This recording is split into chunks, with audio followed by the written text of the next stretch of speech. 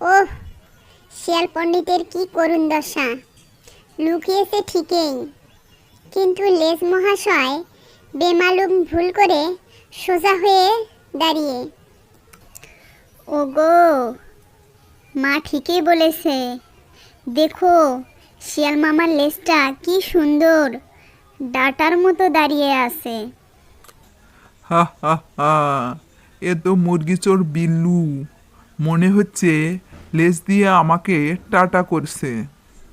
ওরে হতচ্ছাড়া, ভেবেছিস চোখ বন্ধ করে রাখলেই কেউ দেখতে পাবে না? নিয়ে এবার মজা দেখ। ভজহরির মা ঘর থেকে বলতেছে, ওরে ভজা, লাডি মারিস না রে, ধর বেঁধে ফেল। তোর বইয়ের জন্য